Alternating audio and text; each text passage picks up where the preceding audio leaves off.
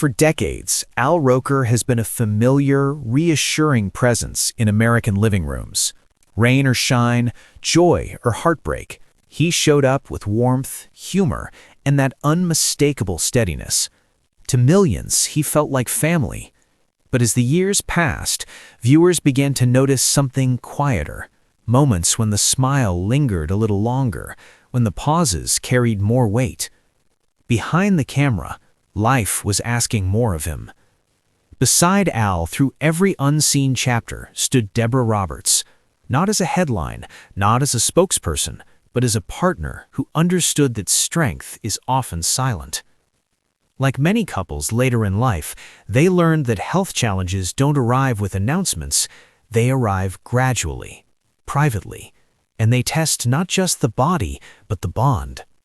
This quiet endurance mirrors the journey of another public figure, one from a different generation, but facing a remarkably similar reality.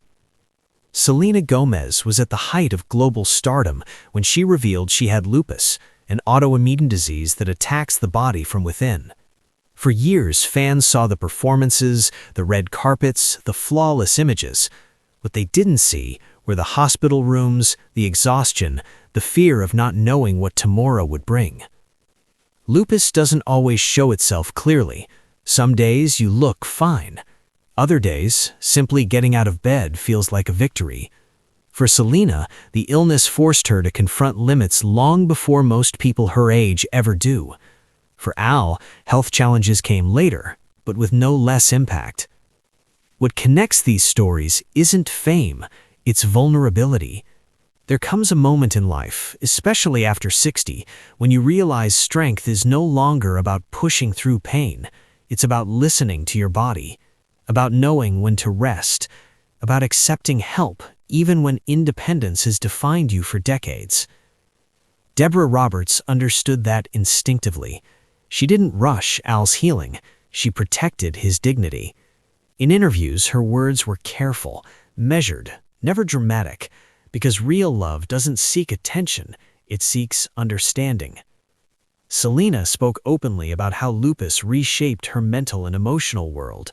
Anxiety, isolation, the grief of losing a version of yourself you thought would always be there. These are emotions many viewers recognize, not from headlines, but from their own lives, from surgeries, from diagnoses whispered in quiet exam rooms, from the slow realization that life must be lived differently now. And yet, there is grace in that realization. Al Roker didn't disappear. He returned, changed, but grounded. Selena didn't retreat forever. She re-emerged, choosing honesty over perfection.